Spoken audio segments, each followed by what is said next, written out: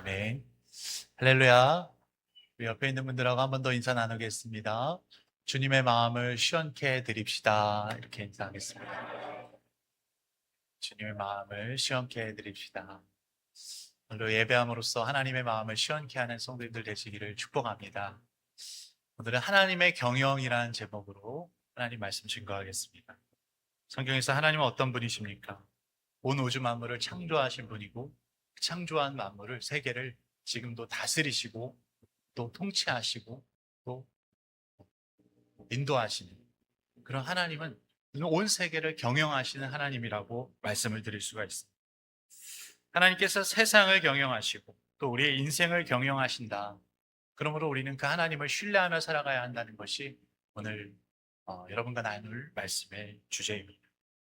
첫째로 하나님은 절대 주권을 가지고 이 땅을 통치하신다고 하는 것이죠. 나라에 3요소가 있죠. 국민, 주권, 영토. 국민이 없으면 나라가 없죠. 주권은 국민에게 있다라고 말합니다. 그 땅이 없으면 나라가 존재할 수가 없는 것이죠.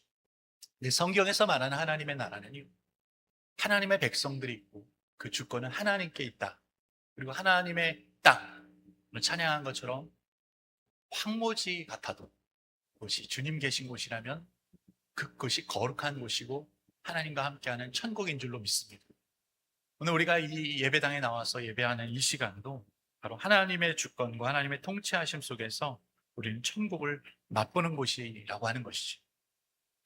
근데 우리가 성경에서 우리는 하나님을 생각할 때 하나님이 사랑의 하나님, 은혜로우신 분이라고 많이 생각을 합니다.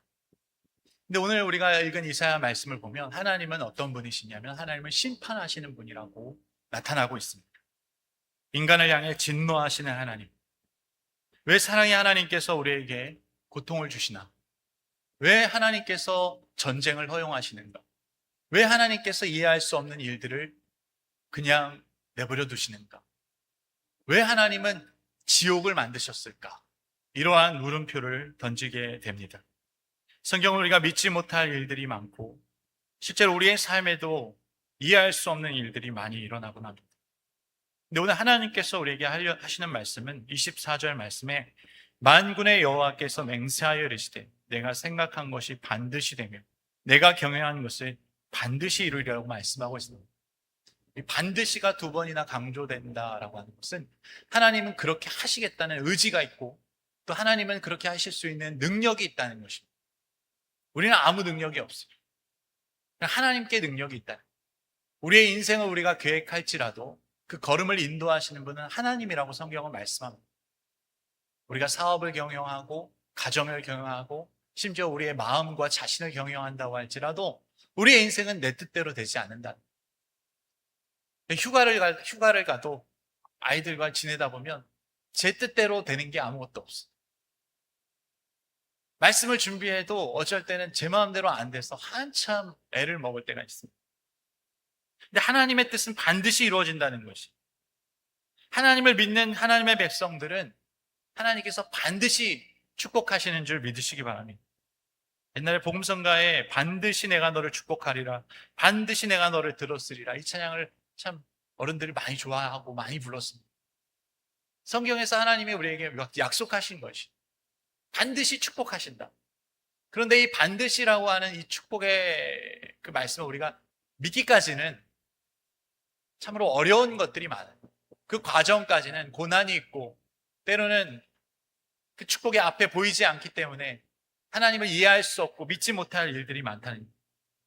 그러나 우리가 하나님의 절대 주권을 신뢰해야 한다는 것입니다. 이것이 기독교 신앙의 핵심입니다. 내가 생각하는 대로 이루어지지 않습니다. 내가 기도하는 대로 일이 풀리지가 않습니다. 그러나 하나님이 높이시고 하나님이 세우시고 때로는 하나님이 낮추시고 하나님이 무너뜨리시고 하나님이 우리에게 주시기도 하지만 하나님이 우리에게 거두시기도 하시는 분이라는 것을 우리는 믿어야 한다는 것입니다. 요즘 저희 아이들이 부쩍 크면서 제가 뭘 하면 왜 아빠 마음대로 하냐라고 따지고 묻습니다. 아직은 귀엽고 또 어릴 때 저도 그랬으니까 이해를 합니다. 그래서 아이들에게 뭘 하고 싶냐라고 물어봅니다. 뭔가 좋은 아빠 같죠? 뭔가 뭘 먹고 싶냐라고 물어봅니다. 그럼 아이들이 대부분 짜장면을 먹고 싶다고 합니다. 그러면 저는 짜장면 집은 닫았다고 하고 국밥집으로 간, 부모에게는 권위가 있기 때문이죠. 그러나 이런 권위는 하나님과의 권위와 비교할 수가 없는 거예요. 부모는 자녀를 온전하게 통제할 수가 없습니다. 자녀 또한 부모를 온전하게 신뢰하고 의지할 수가 없는 거예요. 아무리 우리가 자녀를 사랑한다 하지만 어디까지나 한계가 있다는 거예요. 우리가 직장도, 또 우리가 어떤 사업을 하고 회사를 경영하는 것도 완벽할 수 없다는 거예요. 우리의 삶이 완벽할 수 없다는 거예요. 내 뜻대로, 내 계획대로 되지 않는다는 것이죠. 하나님 뜻대로 된다는 거예요. 굉장한 진리입니다. 우리가 한 나라의 대통령이나 지도자들을 볼 때도 잘한 일이 있고 또 잘못한 일이 있어요. 공과가 있다는 거예요. 사람은 누구나 완벽할 수 없다는 거예요. 하지만 하나님은 왕이십니다. 이 왕이신 하나님은 완벽한 왕이세요. 완전한 왕이세요. 우리를 다스리고 계시고 우리를 통치하시고 우리에게 좋은 것을 주시는 분이시라는 거예요. 그래서 우리는 어디에 소망을 두고 살아야 한다는 것입니까? 하나님께만 소망을 둬야 한다는 거예요. 썩어질 것들에 소망을 두거나 희망을 걸어서 안 된다는 거예요. 우리 자신에게 희망을 걸수록 우리는 스스로 실망하게 되고 힘 있는 자들에게 의지할수록 우리는 절망할 수밖에 없다는 것입니다. 하나님은 변함이 없으신 분이십니다. 그래서 야고보서 1장 17절에서 이렇게 말씀합니다. 온갖 좋은 은사와 온전한 선물이 다 위로부터 빛들의 아버지께로부터 내려오나니 그는 변함도 없으시고 회전하는 그림자도 없으시니라. 아멘. 우리가 지금은 괜찮은 것 같아도 때는 우리의 삶에 고난이 몰아칠 때가 있습니다. 우리의 삶에 어려움이 몰아칠 때가 있습니다. 그럼에도 불구하고 하나님은 선하신 분임을 여러분 기억하시기 바랍니다. 그분은 변함이 없으세요. 우리에게 어려움을 주셔도 그것이 우리에게 선한 길로 인도하시는, 합력하여 선을 이루시는 하나님의 뜻이라고 하는 것입니다. 고난이 있지만, 징계가 있지만 우리를 잘 되게 하시는 하나님의 뜻이라고 하는 것이죠. 우리는 눈앞에 보이는 것만 쫓아갈 때가 많습니다. 매사에 잘 되는 것만 축복이라고 생각할 때가 많지만 하나님은 그렇지 않습니다.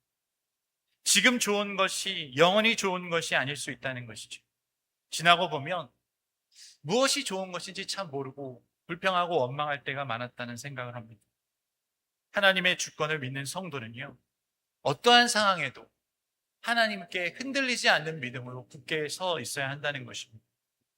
하나님의 절대 주권을 인정한다는 것은 우리의 삶에 어려움이 생기고 사업이 실패하고 건강이 악화되고 또 우리에게 어떤 관계의 문제가 생기고 그런다 할지라도 하나님의 뜻이 있다는 것을 알고 그분의 선하심을 믿고 기도하며 살아가고 감사하고 찬양하며 살아가고 하나님의 말씀의 귀를 기울이며 살아가는 성도가 된다는 것입니다. 오늘 말씀은 그렇게 이스라엘 백성들에게 하나님의 절대 주권을 가르쳐주고 있는 것입니다. 이사야 13장부터 23장까지는 사실 딱히 지루한 좀 말씀이라고 볼 수가 있어요. 하나님께서 유다 백성들뿐만 아니라 유다를 둘러싼 주변 나라들을 다 심판하신다는 심판의 선언입니다. 신탁입니다. 신의 말씀입니다. 이러한 하나님의 말씀 속에서 유다가 깨달아야 하는 것은 하나님이 나만 심판하는 것이 아니라 하나님이 내가 의지하는 나의 주변 세계들조차도 다 모조리 심판하시는구나. 한 나라의 흥망성쇠가 하나님께 있고 인간의 생사화복이 하나님께 있다는 것을 우리로 하여금 깨닫게 하신다는 것입니다. 세상이 무너지고 환란이 닥치고 어려움이 찾아올 때 우리가 믿고 의지해야 할 분은 오직 하나님밖에 없다는 것을 우리는 깨달아야 한다는 것입니다. 세상을 경영하시는 하나님, 우리의 인생을 경영하시는 하나님, 그 하나님께 우리의 인생을 맡겨야 한다는 것입니다. 모든 것을 하나님 앞에 맡겨야 한다는 것입니다. 우리의 인생의 주인이 내가 아니라 하나님이라는 것을, 그래서 그분의 말씀의 권위 앞에 순종하며 살아야 한다는 것을 말씀하는 것이, 세상을 두려워하거나 사람을 의지하는 것이 아니라 하나님의 생각과 하나님의 계획과 하나님의 뜻만을 신뢰하며 믿음으로 살아가는 성도님들 되시기를 소망합니다.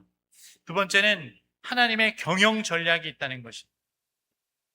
아무리 지혜로운 사람도 하나님의 지혜에 못 미친다고 성경은 말씀합니다. 성경에는 어떤 사람들이 하나님께 쓰임을 받습니까? 미련해 보이지만, 약해 보이지만 하나님은 그들을 통해 위대한 일을 이루어지는 걸 보게 됩니다. 하나님께 쓰임받는 사람들은 순종하는 믿음의 사람들입니다. 그러나 누가 처음부터 순종의 사람이 되겠습니까? 우리는 다 불순종하는 양과 같다라고 성경은 말씀합니다. 그러나 예수님께서 우리를 순종의 사람으로 변화시켜 주신다는 거예요. 우리를 인도해 가신다는 거예요. 불순종한 사람들에게는 세상의 종이 되고 온갖 무거운 짐과 죄의 멍에를 짊어지고 살아갈 수밖에 없습니다. 하지만 주님께서는 수고하고 무거운 짐진 자들아 다 내게로 오라, 내가 너희를 쉬게 하리라. 우리의 죄의 멍에를 풀어주시고 우리를 자유케 하시고 하나님의 자녀로 평안과 안식을 주셔서 믿음으로 살게 하셨다는 것입니다. 오늘 25절 말씀에서도 내가 아수르를 나의 땅에서 파하며 나의 산에서 그것을 짓밟으리니 그때 그의 멍에가 이스라엘에게서 떠나고 그의 짐이 그들의 어깨에서 벗어질 것이라 말씀합니다. 아수르는 당시 최강대국이었어요. 유다 백성들은 그 아수르를 의지했습니다. 우리는 마찬가지로 힘있는 권력 앞에 날마다 그것을 의지하고 그 앞에서 우리는 비굴해질 때가 많습니다. 돈 앞에 비굴해질 때가 많습니다. 그러나 하나님께서는 그렇지 말라고 경고하셨어요. 이사야 선지자는 아하스 왕에게 아수르를 의지하지 말라고 수없이 경고했지만 아하스 왕은 친아수르 정책을 펼치고 아수르를 의지하고 아수르의 우상 숭배를 따랐다고 하는 것입니다. 그런데 오늘 본문 28절 말씀을 보시면 아하스 왕이 죽던 해에 이 경고가 이만이라고 말씀합니다. 우시아 왕이 죽던 해와 같이 아하스 왕이 죽던 해에도 유다에는 참된 위기가 찾아왔다는 것이죠. 아수르를 의지하는 왕이 죽었으니 유다는 낙동강 오리알과 같이 아무것도 할 수 없는 그러한 혼란과 위기가 야기되고 있었다는 것입니다. 이제 그들은 어떻게 살아야 합니까? 하나님만을 왕으로 섬기며 살아야 한다는 것이죠. 아하스의 뒤를 이은 히스기야가 왕이 되었을 때 아수르가 유다를 침공합니다. 그 무서운 침공 속에서 견딜 수밖에 없고 버틸 수밖에 없는 힘은 바로 하나님을 의지하는 것 뿐이었다고 하는 것이죠. 히스기야가 그렇게 기도하면서 아수르의 침공에 맞서 싸워 이겨낼 수밖에 없었습니다. 하나님이 이기게 하신 것입니다. 하나님이 세상을 경영하실 때 어떻게 하십니까? 때로는 아수르나 바벨론과 같은 나라들을 통해서 유다 백성들을 징계하시고 잘못하는 것을 회초리를 때려서라도 바로 잡으시려고 한다는 것입니다. 때로는 우리에게 무거운 짐을 주시고 가중한 책임을 주신다는 거예요. 하나님이 절대 주권을 갖고 계시다는 것은 하나님이 모든 것을 다 짜여진 각본대로 시나리오대로 우리의 삶이 그냥 흘러가듯 흘러간다는 것이 아닙니다.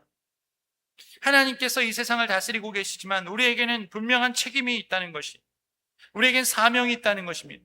우리에게 하나님이 믿음을 주셨고 그 믿음으로 살라고 하셨고 그 믿음을 증거하며 우리의 자녀들에게 그 믿음을 가르치며 살라고 명령하셨다는 것입니다. 하나님께서 이 땅을 경영하시지만 우리를 청지기로 부르셔서 이 땅을 대리 통치자로, 이 땅을 아름답게 가꿔가는 자로 우리를 부르셨다는 것입니다. 그래서 우리의 신앙을 자손들에게 전수하며 살아가야 하는 것입니다. 이웃에게 나누며 살아가야 한다는 것입니다. 이것이 하나님이 정하신 경영 전략이라고 하는 것이죠. 오늘 26절, 27절 말씀에 이것이 온 세계를 향하여 정한 경영이며 라고 말씀합니다. 하나님이 열방을 향하여 손을 펴셨다는 거예요.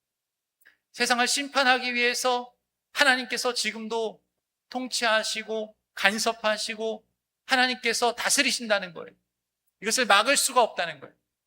죄 가운데 사는 사람들이 심판을 받는 것은 하나님의 당연한 순리요 이치라고 하는 것입니다. 세상은 강대국에 의해서, 힘 있는 자들에 의해서 돌아간다고 생각할지도 모릅니다. 하지만 하나님은 그렇지 않습니다. 하나님께서는 모든 권력을 주관하시지만 하나님은 이 땅에서 하나님의 백성들을 통해 하나님의 나라를 이루어 가시는 줄 믿으시기 바랍니다. 모든 권력이 하나님께로 나온다는 것, 아수르도 바벨론도 심판의 도구로 사용하셨어요. 오늘날도 마찬가지입니다. 믿지 않는 많은 사람들이 득세하는 것 같고 형통하는 것 같고 원수들이 세상을 다스리고 있는 것처럼 보이지만 하나님은 그렇지 않다는 거예요. 지금도 하나님은 남은 자들을 통해, 믿음의 사람들을 통해 하나님의 역사를 이루어 가신다는 거예요.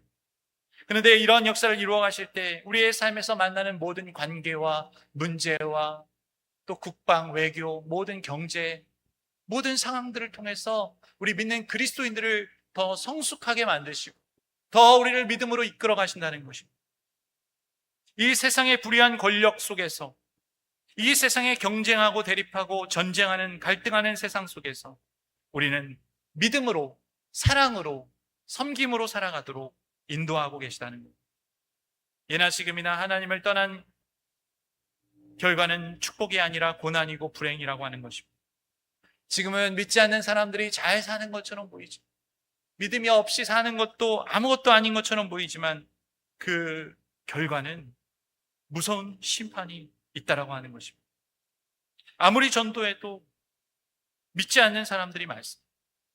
그러나 하나님께서 인생의 풍랑을 우리에게 경험하게 하실 때 그렇게 완악한 분들도 주님 앞에 돌아오는 역사를 보게 됩니다. 하나님은 그렇게 일하신다는 거예요. 우리가 이 땅에서 예수님을 만나도록, 때는 우리에게 고난을 주시고 우리에게 풍랑을 주셔서 하나님 앞에 돌아오도록 하신다는 거예요. 그때 우리는 하나님 앞에 엎드리고 하나님 앞으로 돌아와야 한다는 것이죠. 그러나 그 길이 결코 쉽지 않기에 우리는 자녀들에게 신앙을 강요합니다. 자녀들에게 공부하라고 잔소리합니다. 부모님들이 인생을 살아본 결과이기 때문이고 믿음을 가져본 결과이기 때문이죠. 그래서 믿음을 증거하며 살아야 한다는 것이고, 우리에게도 이 땅을 향한 하나님의 계획을 가지고 아수르와 블레셋과 같은 나라를 향해서도 하나님의 뜻이 있음을 알고 복음을 전하며 살아야 한다는 것입니다. 오늘 본문 29절에는 블레셋에 대해서도 말씀합니다. 블레셋 온 땅이여, 너를 치던 막대기가 부러졌다고 기뻐하지 말라. 뱀의 뿌리에선 독사가 나겠고 그의 열매는 날아다니는 불뱀이 되리라. 유다를 둘러싼 주변 나라들은 끊임없이 유다를 공격했어요. 블레셋은 유다의 허리에 옆구리에 이 가시와 같은 존재였어요. 아수르를 견제했습니다. 아수르에 의지하지 말라고 했습니다. 왜냐하면 유다 백성들을 자신들이 압박하기 위해서였어요. 근데 아수르가 무너지는 것을 보고 이들이 기뻐하고 있다는 거예요. 기뻐하지 말라는 거예요. 왜? 블레셋도 하나님이 심판하신다는 거예요. 유다를 둘러싼 모든 나라들을 하나님이 심판하시는 것을 유다 백성들이 지켜보면서 그들이 깨달아야 하는 것은 무엇입니까? 하나님이 하신다는 거예요. 우리가 할 수 없는 일들을 하나님이 하신다는 거예요. 우리가 끊어낼 수 없는 죄의 문제를 하나님이 끊어내시고, 우리가 의지하는 모든 것들을 하나님이 다 끊어내시고, 오직 하나님만 의지하도록, 하나님만이 왕이 되시도록 그렇게 우리를 인도하신다는 것입니다. 그리고 우리를 통해서 열방을 심판하시는 것이 아니라 이제는 예수 그리스도를 통해서 이 열방이 구원을 받도록 우리를 열방으로 보내신다는 것입니다. 아수르가 어떤 곳입니까? 아수르의 수도는 니느웨 아닙니까? 선지자 요나를 통해 니느웨의 복음이 전하도록 복음을 전하게 하셨어요. 다윗을 통해 블레셋의 골리앗을 물리치셨어요. 하나님은 이렇게 믿음의 사람들을 통해 하나님 나라를 증거하게 하시고 하나님의 뜻을 증거하게 하십니다. 복음을 전하게 하시는 것입니다.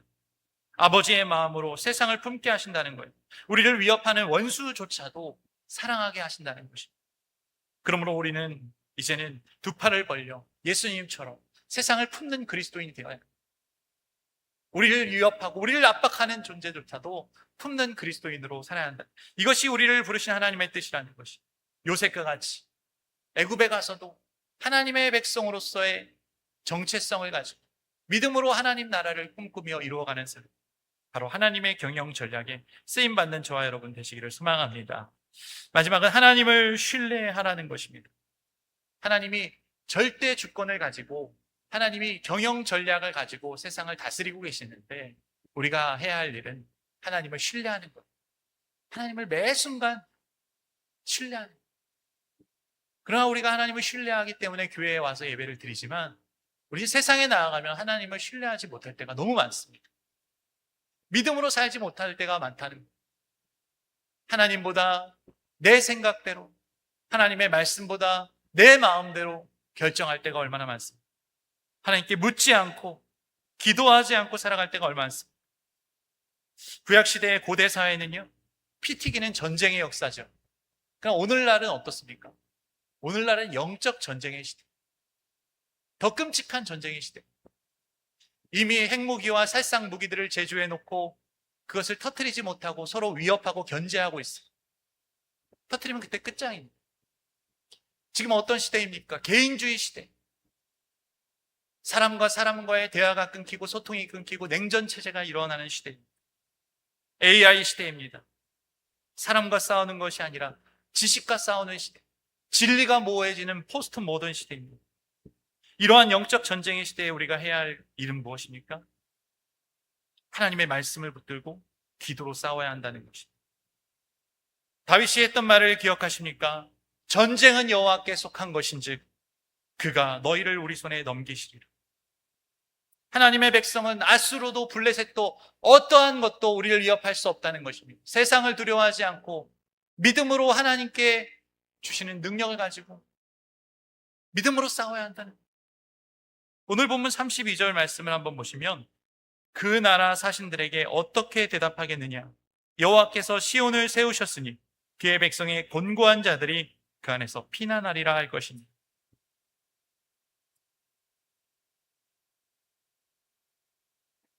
시온은 어떤 곳입니까? 하나님의 피난처, 하나님을 예배하는 예루살렘. 이 시온은 예수 그리스도를 상징합니다. 예수님께로 피하는 자는 복이 있다. 하나님께서 우리의 피난처가 되신다. 성경은 말씀하는, 아무리 세상이 말세고 아무리 세상이 전쟁터와 같아도 예수님을 믿는 성도들은 구원을 받고 안전하다고 하는 것이죠. 우리가 예수님을 믿음으로 세상에서 승리하는 주님의 백성이 되었다는 사실입니다. 그러므로 우리는 선포합니다. 구원은 예수님께 속한 것인즉 주님께서 그들을 우리 손에 넘기실 것입니다. 우리가 예수님을 믿음으로써 이 땅에서 영적 전쟁을 선포하며 믿음으로 살아갈 때 우리는 세상에서 승리하는 주님의 백성이 된다는 것입니다. 영적 전쟁은 눈에 보이지 않는 전쟁입니다. 어둠의 권세, 하늘의 악한 영들과 싸우는 것이죠. 성경을 보면 믿음의 사람들은 다 피 흘리기까지 이 거룩한 전쟁을 싸워 승리했습니다. 오늘날 어떻습니까? 거룩하지 못합니다. 무정합니다. 경건의 모양은 있지만 경건의 능력을 부인하는 시대라고 성경은 말씀하고 있습니다. 이 개인과 국가 간에 어떠한 전쟁이 벌어지고 있습니까? 권력을 갖기 위해, 부를 축적하기 위해, 땅을 얻기 위해 싸우지만 오늘날도 마찬가지예요. 욕심이 잉태한 즉 죄를 낳고 그 욕심 때문에 싸우는 거예요. 돈을 사랑하면 일만하게 악이라고 말씀합니다. 돈 때문에 싸우는 거예요. 부동산을 소유하려고 싸우는 거예요. 더 많은 지식을 소유하려고 싸우는 거예요. 그러나 하나님을 신뢰하는 믿음의 사람들은 다윗처럼 하나님의 절대 주권을 인정하면서 우리에게 힘을 주시는 분이 하나님이라는 것을 인정하고 그 힘을 나를 위해서 쓰는 것이 아니라 남을 위해서 쓰는 사람이 되는 것입니다. 그 힘을 과용하거나 남용하지 않는 사람이 되는 것입니다. 다윗은 어땠습니까? 자기에게 힘이 있었어도 하나님의 권위를 인정하고 사울을 해하지 않았습니다. 막강한 부귀영화를 누린 사람입니다. 그럼에도 불구하고 이스라엘을 제사장 나라로 삼으신 하나님의 뜻을 받들어서 다윗은 제국을 건설하는 것이 아니라 제사장 나라를 삼아서 하나님의 백성들이 하나님만을 섬기게 했다는 것입니다. 그리고 다윗의 후손으로 오신 예수님께서 이 땅의 완전한 통치자로, 완전한 왕으로서 우리를 위해 목숨도 버리셨고 원수도 사랑하셨습니다. 십자가에서 진정한 승리를 이루셨다고 하는 거예요. 우리에게 영원한 승리를 보장해 주셨다는 거예요. 그래서 예수님을 믿는 성도들은 이 땅에서 우리에게 하나님 주시는 힘과 능력을 가지고 세상을 섬기며 세상을 변화시키며 민족을 치유하는 하나님의 백성으로 살아가야 한다는 것입니다. 예수님을 통해 하나님의 뜻을 이루어가며 살아야 한다는 것이, 예수님을 닮아가며 사는 것입니다. 하나님을 신뢰하며 사는 것은 우리의 생각과 우리의 마음대로 사는 것이 아니라 하나님의 말씀을 인정하고 그 말씀의 권위 앞에 엎드리며 살아가는 것이. 이사야 55장 8절에서 9절 말씀을 보시면 이는 내 생각이 너희의 생각과 다르며 내 길은 너희의 길과 다름이며 여호와의 말씀이니라. 이는 하늘이 땅보다 높음 같이 내 길은 너희의 길보다 높으며 내 생각은 너희의 생각보다 높음이니라. 하나님의 생각은 우리가 생각하는 것 이상으로 우리의 그 차원을 넘어선다는 거예요. 우리는 이만큼만 볼 수 있지만 하나님은 저 멀리 우주 전체를 관할하고 계시고 보고 있다는 거예요. 우리 인생의 마지막까지 다 보고 계시다는 거예요. 그러므로 우리는 교만해서는 안 된다는 것이, 교만한 나라들이 다 멸망하는 것을 보게 됩니다. 우리의 생각과 우리의 계획을 하나님 앞에 내려놓고 오직 하나님의 말씀을 붙들고 하나님께 기도하며 살아야 한다는 것입니다. 내 생각, 내 감정, 내 고집, 내 경험을 신뢰할 때가 얼마나 많습니까? 그러다 우리는 어떻습니까? 절망하고 좌절하는 것이죠. 그러나 하나님만을 신뢰해야 한다는 거예요. 하나님이 이 땅을 경영하시는 분이시고 하나님이 우리 인생을 다스리시는 분이라는 것을 믿고 그분 앞에 우리의 삶을 드리며 살아가야 한다는 것입니다. 하나님께서 우리를 양육하시고 하나님께서 우리를 훈련시키실 것입니다. 우리가 해야 할 일은 무엇입니까? 하나님 앞에 우리의 삶을 드리는 것, 하나님께 우리의 시간을 드리는 것, 하나님을 위해서 우리의 삶을 내어드리는 것, 우리의 삶을 맡겨드리는 것. 그러면 하나님께서 우리를 다스리시고 우리 인생을 경영해 주시고 우리를 하나님께서 인도해 가시는 줄 믿으시기 바랍니다. 말씀을 맺겠습니다. 이사야 선지자 시대와 같이 우리는 오늘도 심판 전야, 멸망 전야를 살아가고 있습니다. 무엇을 붙들고 무엇을 계획하며 살아야 할까요? 우리의 계획이 숲으로 돌아갈 때, 많은 사람들이 하나님을 믿지 않고 살아갈 때, 수많은 변수와 이해를 할 수 없는 고난에 부딪힐 때, 썩은 동아줄을 붙드는 사람이 아니라 하나님의 영원한 말씀을 붙들고 믿음으로 살아가는 성도님들 되시길 바랍니다.